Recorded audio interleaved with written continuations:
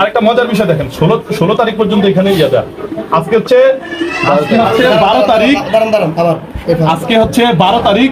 ওনার এখানে হাজিরা দেওয়া 16 তারিখ পর্যন্ত উনি ডিউটি করছে। আমি বুঝলাম না যে উনি 16 তারিখ 12 তারিখে 16 তারিখ পর্যন্ত কিভাবে ডিউটি করবেন। উনি সর্বনিম্ন বলছে 45 মিনিট, ওরা বলতেছে 1 ঘন্টা। আমি হাত জোর করে আমি মাপ চাচ্ছি, এটা আপনি সম্মানিত ডাক্তার, আপনি মাপ চাচ্ছেন, আপনি সেবা দেন, আপনি আমাদের সেবা দেন, আপনি কেন বলে থাকেন আমাদের কখনো মাপ চাবে না। স্বাগতম সাহেবের আগমন, শুভেচ্ছা স্বাগতম সাহেবের আগমন, শুভেচ্ছা স্বাগতম সাহেবের আগমন, শুভেচ্ছা স্বাগতম। 11:41 বাজে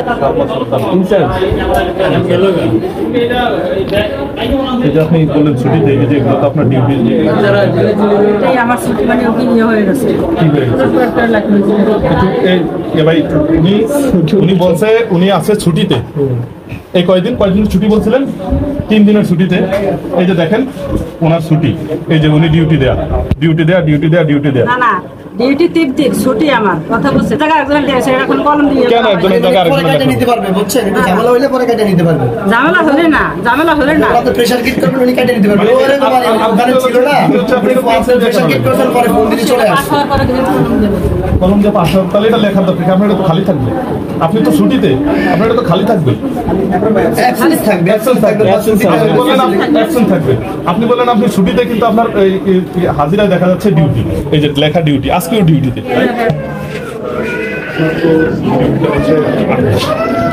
আমি আসছি তো, আমি রোগী দেখে সাইন করতে গেছি, তার সাথে কথা দেখে সাইন করতে কতক্ষণ লাগে সাইন করতে?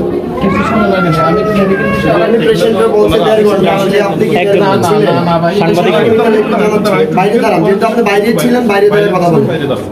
প্রশ্ন আমি কেন কষাখানা করে বসে আছেন বলে? 8টা থেকে কয়টা পর্যন্ত ডিউটি আপনার? আর এটা আমি থাকি ভাই। 2:30। তাহলে 8টা থেকে 2:30টার মধ্যে আপনি ডিউটি করেন কয় ঘন্টা? এই যে এই যে পেশেন্টগুলো বসে আছে, এই যে পেশেন্টরা বলতেছে আমাদের হ্যাঁ, আপনার পেশেন্ট, আপনারই পেশেন্ট, আপনারই পেশেন্ট। হাসপাতালে, বড়নদী হাসপাতালে মানে আপনারা চিকিৎসা সেবা কেমন পান সেটা একটু বলেন। ওই আসছে এই কষ্ট পাইতে আছে। কতক্ষণ ধরে আসছেন আপনি? 1 ঘন্টার উপর হয়ে গেছে। আর তাও টিকিট লাম্বার সিরিয়াল, ওই যে মহিলা দাঁড়িয়ে আছে, তারপর টিকিটের বাকি অনেক মহিলা। মানুষের রোগীর অভাব নাই, কিন্তু ভোগান্তের কোনো শেষ নেই। এখন এখানে আপনি দেখতে পাচ্ছেন এখানে একজন ডেন্টাল ডাক্তার থাকার কথা, আমরা ওনাকে এসে পাই নাই। ওই পাশে আমরা আরেকটা রুমে গেছি, ওইখানেও এখানে ডাক্তার নাই। মোটামুটি বলা যাচ্ছে যে এটা একটা কোন রকম আনুষ্ঠানিকতা রাইখা ওনারা ডায়াগনস্টিকে চলে যাচ্ছে। ডিউটির টাইমে কেন অফিস রুমে যাবেন? আপনি ডিউটির টাইমে চিকিৎসা দিবেন, অফিস রুমে যাবেন আপনি ডিউটি টাইমে পরে, আপনি চিকিৎসার সময় কেন যাচ্ছেন? এখানে যে আপনার রোগীরা বৈশা আছে, এদেরকে কি করবেন? একই টাইমে বলতেছি, একই টাইমে ডিজি অফিস পাশাপাশি আমাদের আপনার, যার কারণে এই কাজটা আমার এর মধ্যেই সারতে হবে না। আপনাকে বলি, আপনার সর্বোচ্চ প্রায়োরিটি যখন আপনার অফিস টাইম, সর্বোচ্চ প্রায়োরিটি যদি সিভিল সার্জন আছে তার চাইতেও বেশি প্রায়োরিটি হবে আপনার একজন রোগী। তাহলে আপনি রোগীর প্রায়োরিটি কোথায় দিলেন? আপনি রোগীর কাগজ ঠিক করতে গেলেন, আপনি এটা দেখাইছেন, কিন্তু এখানে সবাই বলতেছে আপনি ডায়াগনস্টিকে গেছেন। ওটা কোথায় গেছেন সেটা আপনি বলতে পারেন, ডায়াগনস্টিকে যান, বাসায় যান, সেটা আপনার ব্যক্তিগত ব্যাপার। কিন্তু আপনি যে সকাল 8টা 8:30 আপনার অফিস শুরু হয়েছে, আপনি আসলে 11টা 11:30 পরে, এই যে এত সময় আপনি 3.5 ঘন্টা আপনি অফিসে আপনার কিসের রোগী আপা? বেড পান নাই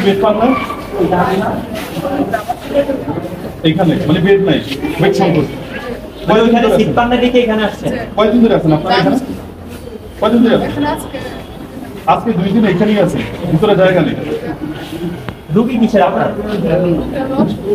আপনি আপনারা এখানে কয়দিন ধরে আছেন? এই 16 আর 4 দিন এখানেই আছেন, মানে ভিতরে কোনো সিট নেই, ভিতরে কোনো জায়গা নেই। স্বাস্থ্য উপদেষ্টা যখন আমরা সচিবালয়ে গিয়েছিলাম তখন বলছিল যে ভোলাতে পর্যাপ্ত চিকিৎসা সেবার ব্যবস্থা আছে, পর্যাপ্ত রোগী দেখার ব্যবস্থা আছে। আপনারা একটু দেখেন, উনি 4 দিন হচ্ছে এই ফ্লোরে শুয়ে আছে, উনি 2 দিন, আপনারা কয়দিন? উনিও 4 দিন। এখানে সবাই 3 দিন 4 দিন করে এই ফ্লোরে বসে আছে, মেঝেতে বসে আছে, কেউ সিঁড়ি করে বসে আছে। এইভাবে চলছে ভোলার চিকিৎসা সেবা। স্বাস্থ্য হচ্ছে আপনার মৌলিক অধিকার। এইভাবে মৌলিক অধিকার নেয়, আপনি কয়দিন ধরে আছেন এখানে? আপনি তো পাড়ায় বাইরে পাড়ায় 900 টাকা, এখানে চিকিৎসা নেই। এখানে আসেন কয়দিন? কাল 2 দিন আছে। ঠিক আছে, আপনি রাষ্ট্রে ভ্যাট দিবেন, ট্যাক্স দিবেন, আর এইভাবে মেঝেতে শুয়ে চিকিৎসা দিবেন, ঠিক আছে না? এটা হলো আমাদের রাষ্ট্র। আজকে আমরা বর্ণদিন উপজেলা স্বাস্থ্য কমপ্লেক্সে এসেছি। এখানে দেখেন 50 শয্যা বিশিষ্ট হসপিটাল, এটা 50 শয্যা বিশিষ্ট হসপিটালের অবস্থা। এখানে পানি চোখা ভরে আছে, এখানে ময়লা আবর্জনা করে আছে। এই হচ্ছে বর্ণদিন স্বাস্থ্য কমপ্লেক্সের যেই চিকিৎসা সেবা, এই চিকিৎসা সেবার মান। ভোলাতে যতগুলা স্বাস্থ্য কমপ্লেক্স আছে 50 শয্যা 250 শয্যা, প্রত্যেকটারই অব্যবস্থাপনা সবচেয়ে বেশি। আর এই অব্যবস্থাপনা এরকম করে বসাইছে যে এই অব্যবস্থাপনার কারণে এখানে কোনো রোগী স্বাভাবিকভাবে এখানে আসতে চায় না। যারা একেবারে হতদরিদ্র এরা এখানে আসে, আসার পরও এরা কোনো সঠিক চিকিৎসা এই হাসপাতালগুলোতে পায় না।